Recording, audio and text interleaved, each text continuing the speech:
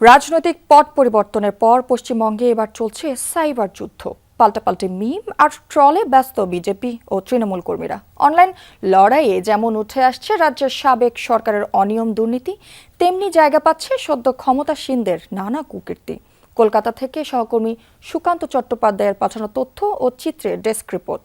ফোটানোর ঝামেলা ছাড়াই নিরাপদ পানির জন্য ঘরে আনুন পিওরিট।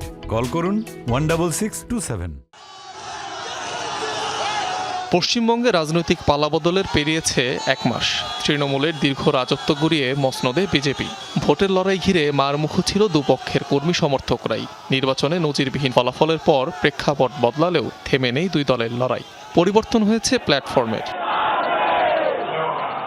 সদ্য সমাপ্ত বিধানসভা নির্বাচনের পর মাঠে ময়দানে আন্দোলনের চেয়ে অনেক বেশি প্রতিবাদের ঝড় উঠেছে সোশ্যাল মিডিয়ায়।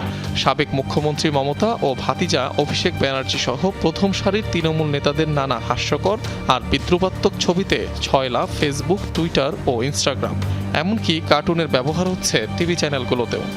ঘরের মধ্যে বসে এই ফেসবুক বিপ্লব বা সোশ্যাল মিডিয়া বিপ্লব করলে আর যাই হোক, সেটা জনগণের সঙ্গে সরাসরি যে নিবিড় সংযোগটা দরকার সেটা কিন্তু হয় না। যারা রাজনৈতিক নেতা তাদের কিন্তু মাটিতে নেমে জনগণের সঙ্গে তাদের সম্পর্ক রাখতে হয়। তবে সাবেক সরকারের বিরুদ্ধে শুধু যে সরব বিজেপি তেমনটা নয়। মাঠে রয়েছে কংগ্রেস, বামফ্রন্ট ও আইএসএফ নেতাকর্মীরাও। প্রত্যেকেই রঙ্গচিত্রের মাধ্যমে মমতা সরকারের নানা দুর্নীতি, অনিয়ম আর সহিংসতাকে তুলে ধরছেন। ছবিতে উঠে আসছে ভোট পরবর্তী তৃণমূলের পতন আর ভাঙনের কথাও। কার্টুনের মধ্যে দিয়ে যেমন হাস্যরসের সঞ্চার হচ্ছে, পাশাপাশি কিন্তু